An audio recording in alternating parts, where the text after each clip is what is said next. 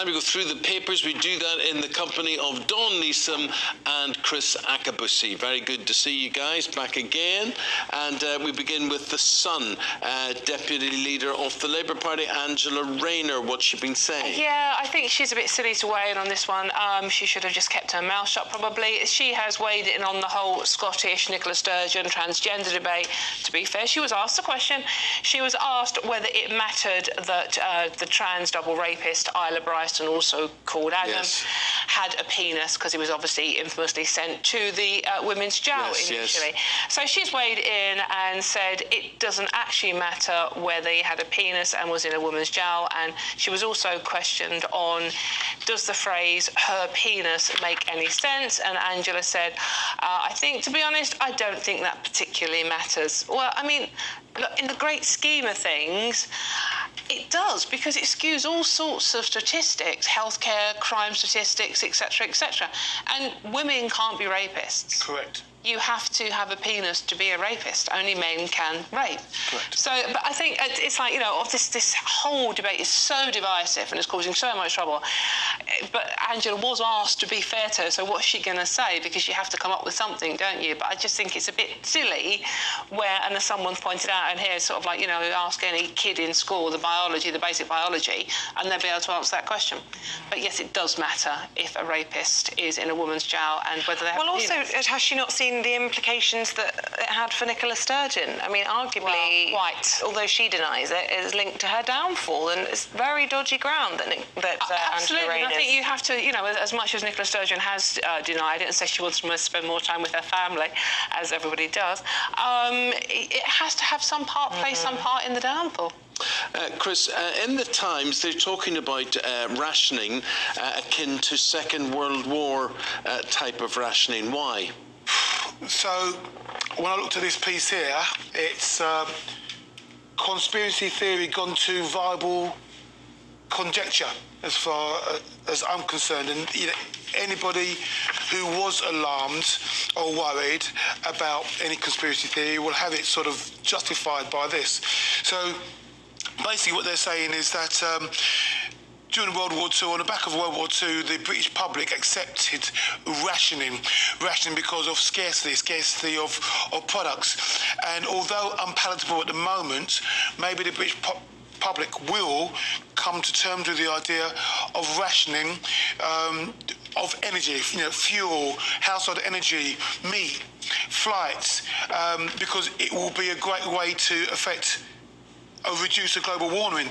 And for me, what really sort of brought it home was when they said an alternative method would be through the modernisation of rationing with carbon cards, like bank cards, and keeping track of your carbon allowance rather than rationing cards. So, you know, for those people who've been worried about the government-backed digital IDs, 15-minute cities, all of a sudden what you're seeing here is the bringing together of all of these different digital technologies to make sure that you have no choice. You can be rationed, you can be tracked, you can see what Big you're Brother. using.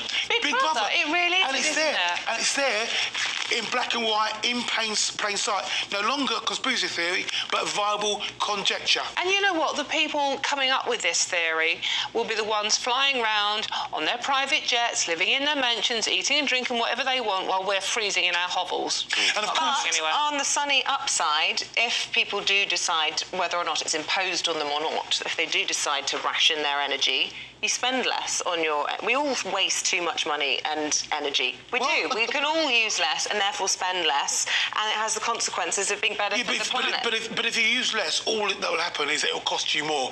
The profits are still going to be made by the company. It's going to cost you more. And one of the ways of driving scarcity, because in the Second World War it was scarcity, is by the government ensuring regulations so that the oil companies cannot provide as much energy. So by making scarcity, well, when will it ever stop? Yeah.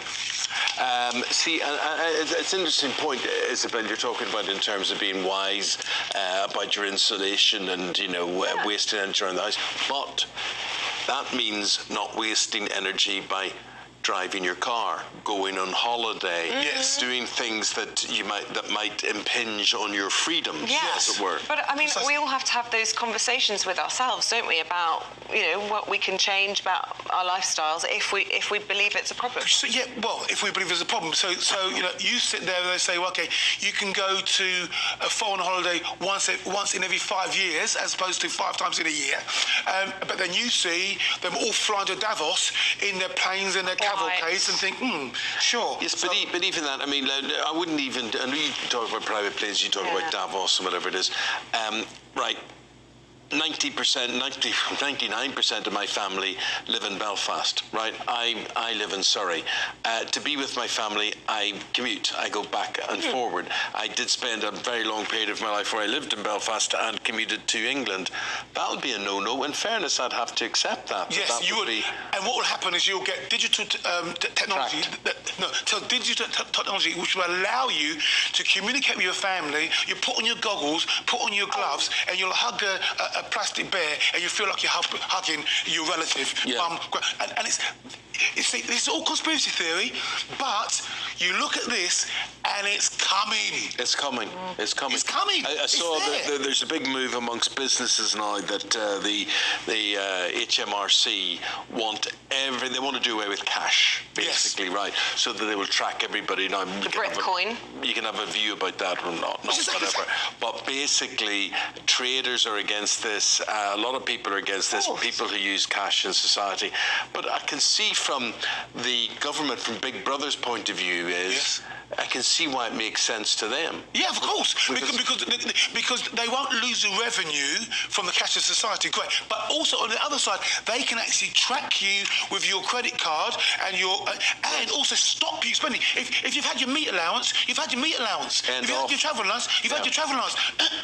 You cannot go anywhere. What happens if you actually do decide to take that flight and you get away with it? And what are they going to do? Well, you won't. Prison?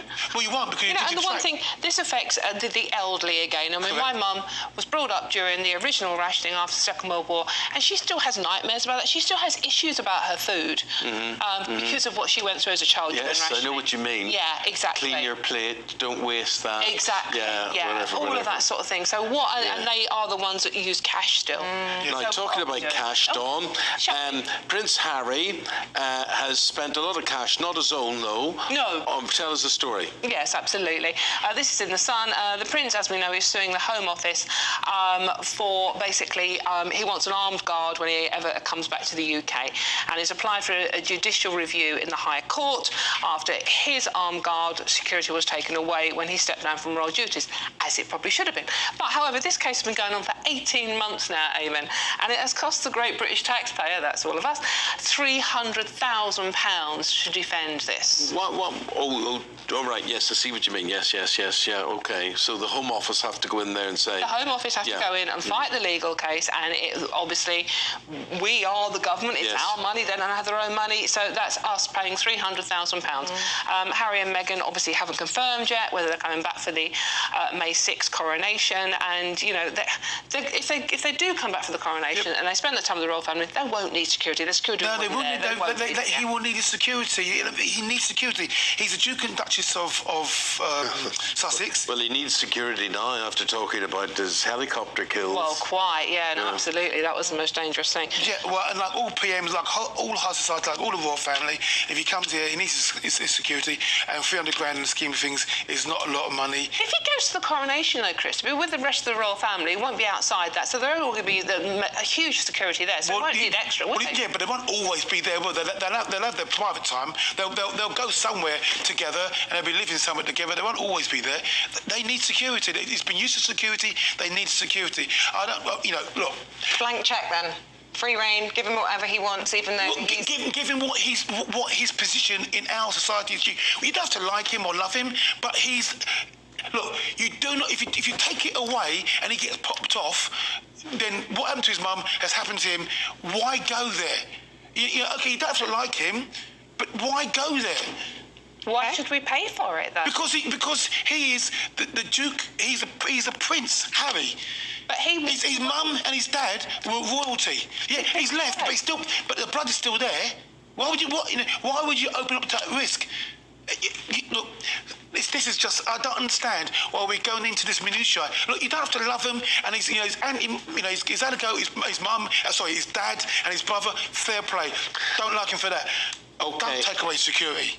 We're in the run into Easter. Lent starts on Wednesday. Pancake Tuesday tomorrow, Dawn. Yes, absolutely. That's the good news. It's all pancakes at the ready. However, the weather's gone flipping bonkers. This is from the Daily Star. You might guess from that headline. And it's going to be another cold snap. It's been very mild and lovely in the spring this weekend, feel like. But it's an icy Iceland blast. In the studio. Yes, it is a bit nippy in here today, by the way. Yeah. So it's going to be on Shove Tuesday, which is this Tuesday. It's going to be ice, howl, and biting cold winds on the way after that.